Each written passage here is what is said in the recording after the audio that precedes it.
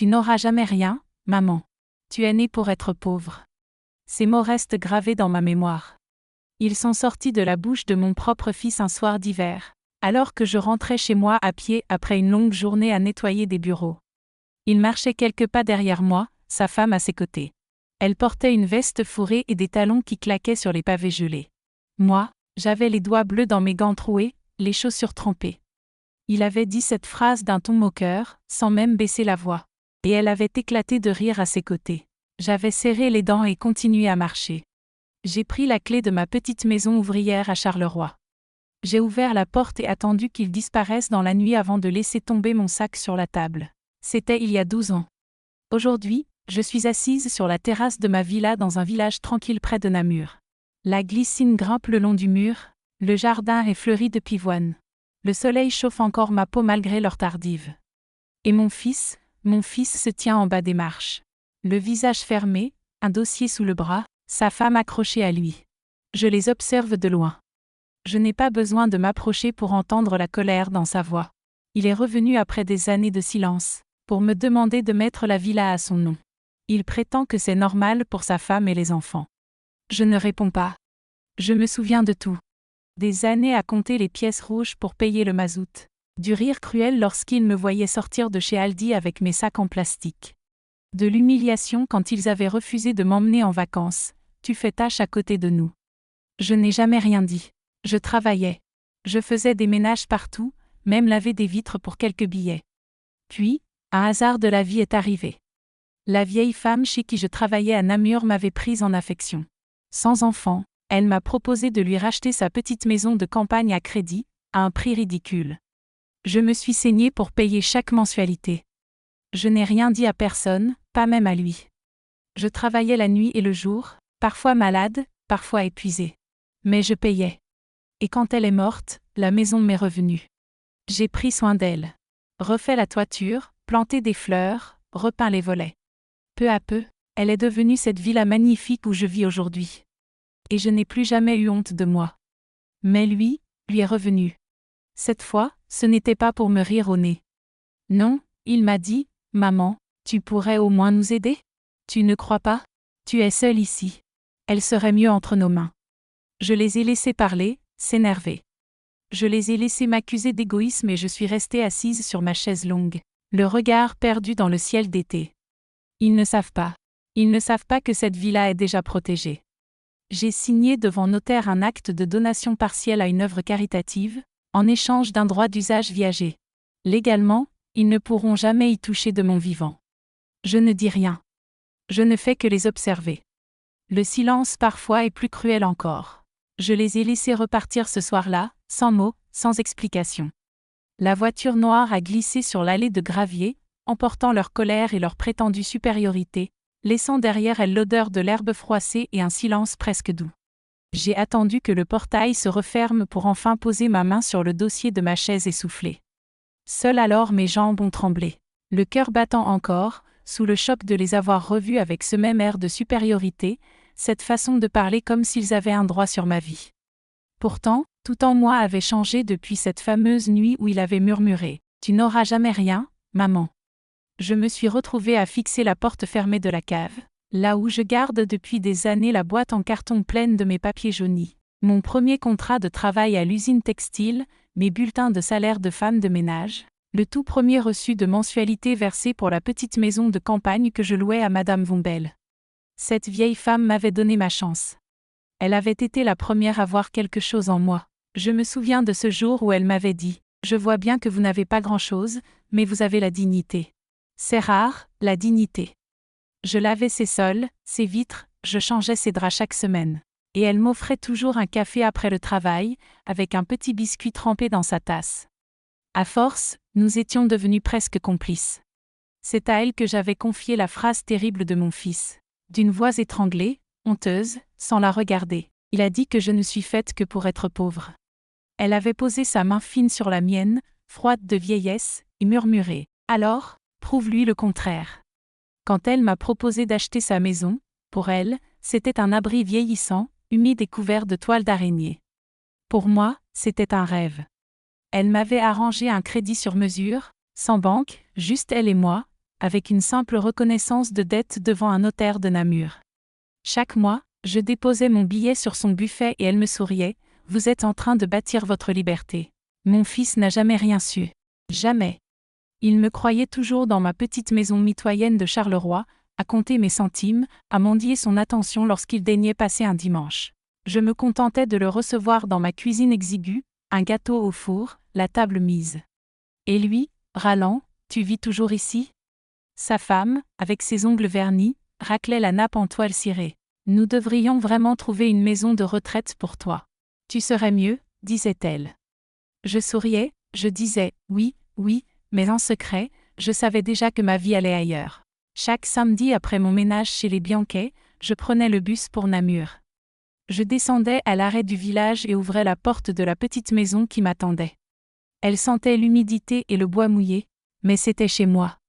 Je réparais peu à peu ce qui pouvait l'être, un mur repeint, un carreau remplacé, des heures à jardiner, arracher les mauvaises herbes, planter des rosiers. Puis, un été, Madame Vambel est tombée très malade. Elle m'a appelé un soir, « Vous avez tout payé maintenant. C'est à vous. Profitez-en. » Elle raccrocha. Une semaine plus tard, elle était morte. J'ai pleuré longtemps en fermant son cœur-feuille. Elle était la seule à avoir cru en moi. Je n'avais pas invité mon fils aux funérailles. Je savais qu'il se serait moqué. Une vieille folle, aurait-il dit. Après ça, je me suis installée ici définitivement. J'ai vendu la maison de Charleroi, payé ce qu'il fallait pour remettre la villa aux normes, fait venir un notaire pour acter mon droit d'usage viager et protéger la propriété contre toute tentative de saisie. La loi belge le permettait, et je m'étais renseignée des mois durant pour ne pas faire d'erreur. J'ai vécu tranquille, heureuse même. Et c'est alors qu'ils sont revenus. D'abord, des messages polis, « Maman, tu pourrais nous montrer la maison de séjour ?» Puis, des sous-entendus, « Elle est grande pour toi toute seule, non ?» Et enfin, aujourd'hui, ce ton cassant, brutal, « Tu devrais la mettre à mon nom, c'est logique. Pour ma femme et les enfants, tu n'en as plus besoin. » Je les ai regardés debout au pied des marches, avec la même morgue qu'ils avaient eue le soir où ils avaient ri de mes gants troués. Je n'ai rien répondu. Je suis rentrée dans la maison, laissant la porte claquer derrière moi. Leur voix s'élevait encore dans le jardin, des mots qui m'étaient désormais indifférents, égoïste, vieille, folle. Dans la cuisine, je me suis versé un café et j'ai pris dans le tiroir la copie de l'acte signé chez le notaire.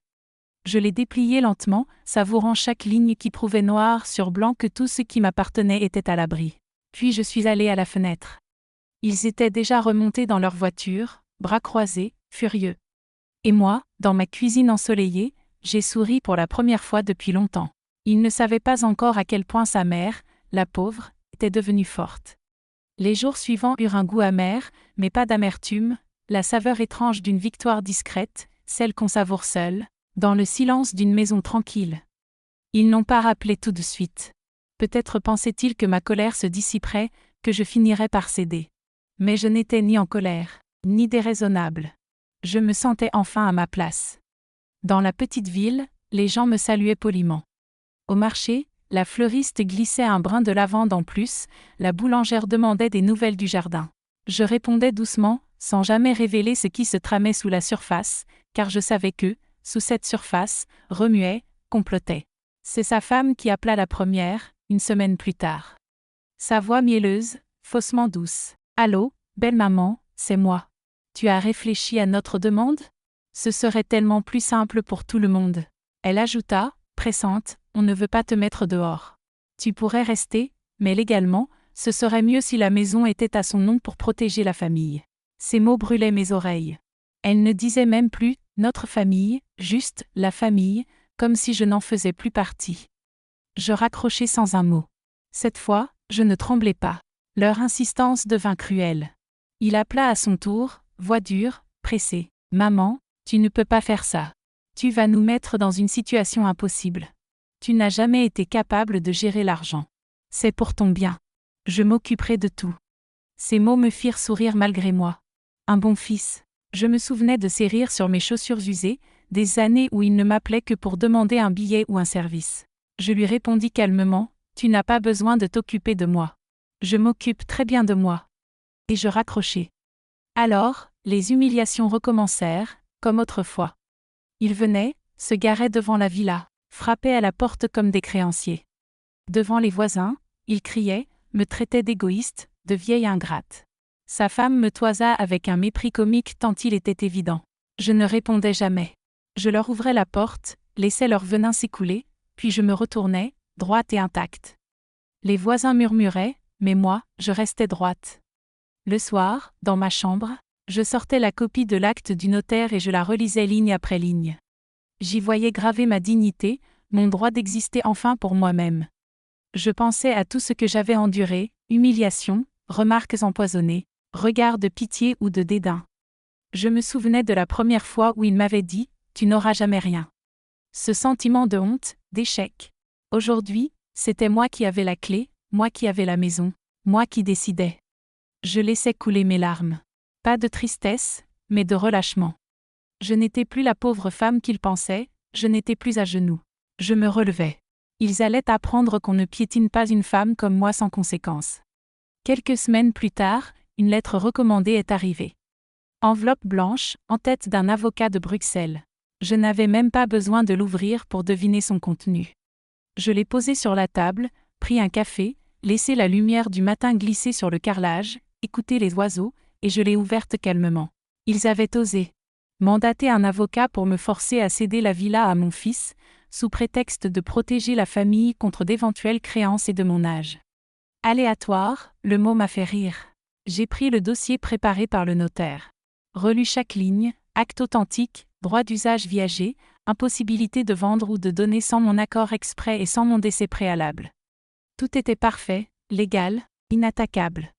Le lendemain, rendez-vous à Namur avec le notaire. Il a lu la lettre, secoué la tête. Ils n'ont aucun droit, madame. Absolument aucun. Même en justice, ils n'obtiendraient rien. Je lui ai demandé de leur répondre officiellement. En quelques phrases sèches mais polies, il rappellerait les faits, la loi, leur absence totale de légitimité. Je suis ressortie légère, presque joyeuse. En rentrant, j'ai croisé ma voisine, Madame Hubert, qui promenait son chien. Son regard était inquiet, sa voix à peine un murmure. Je les ai encore vus rôder hier soir près de votre portail.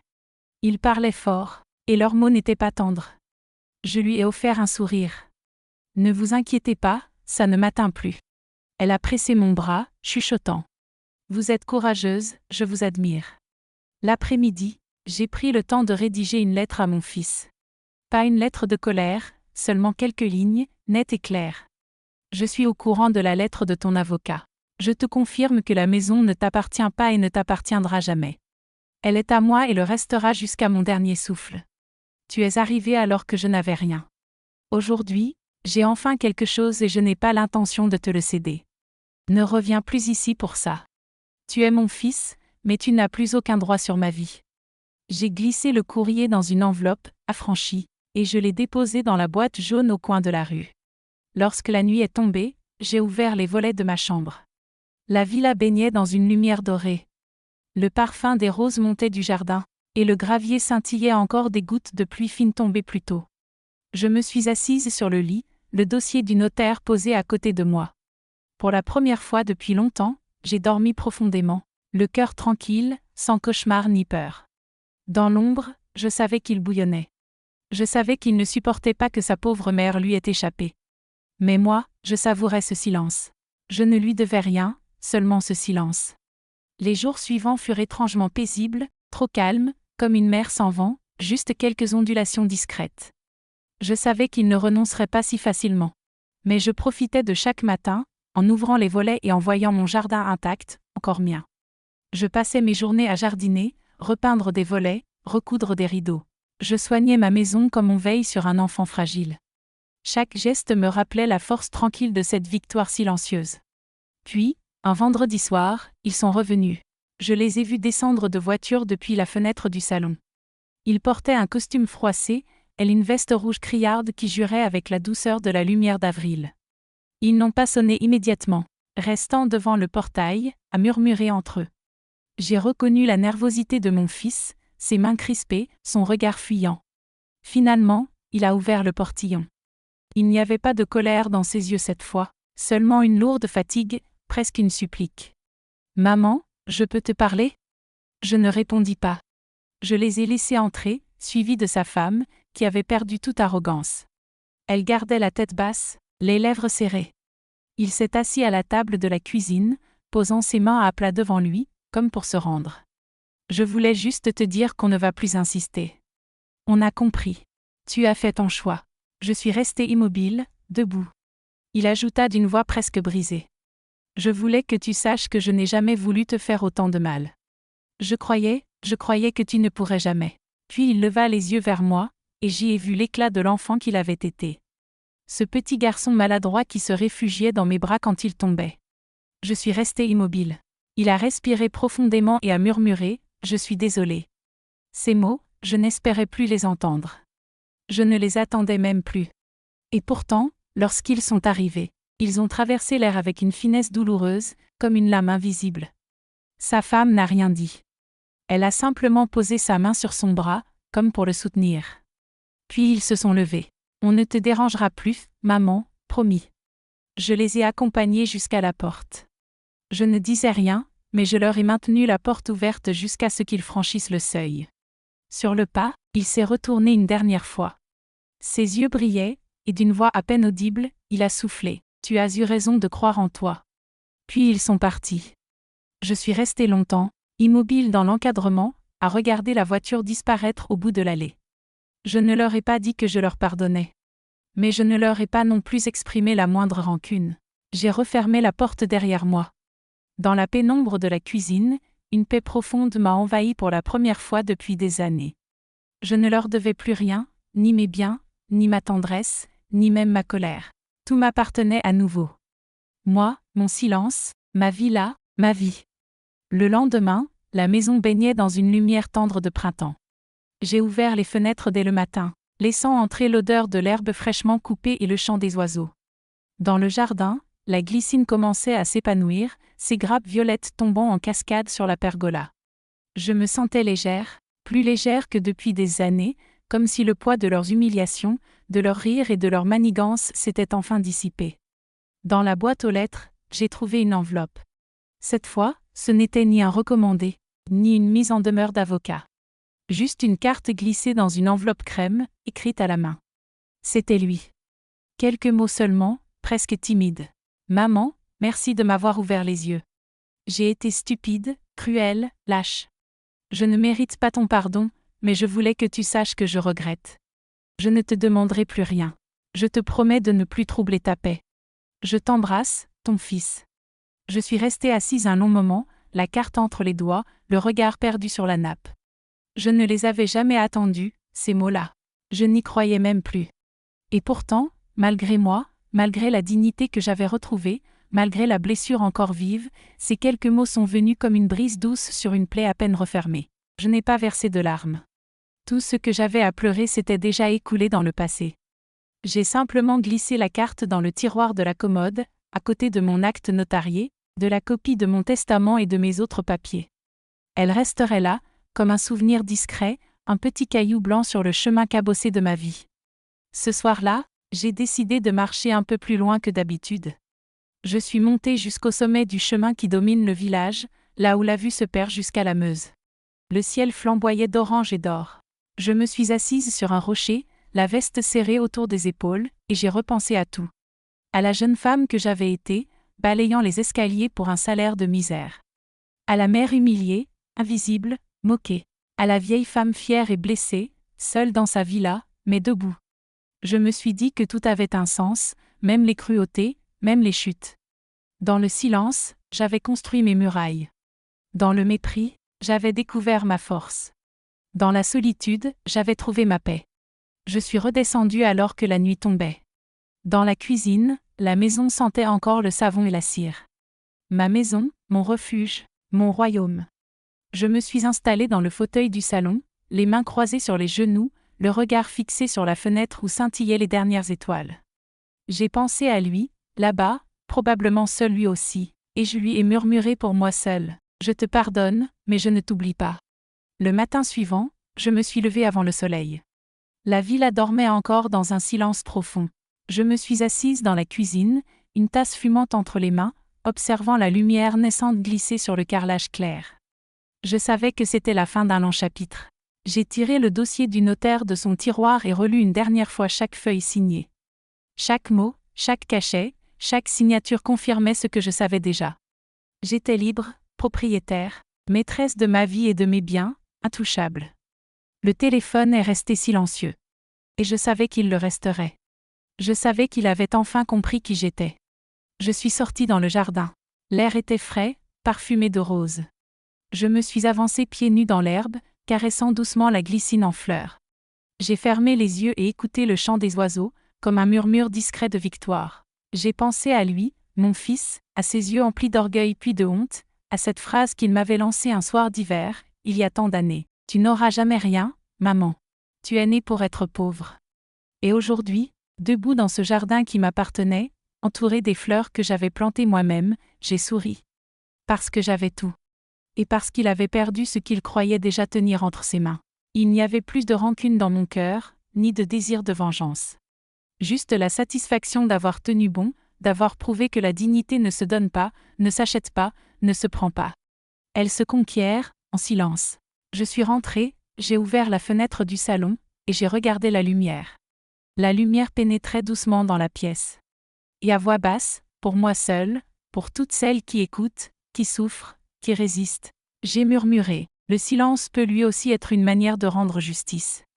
Et ce silence, ce matin-là, était ma plus grande victoire.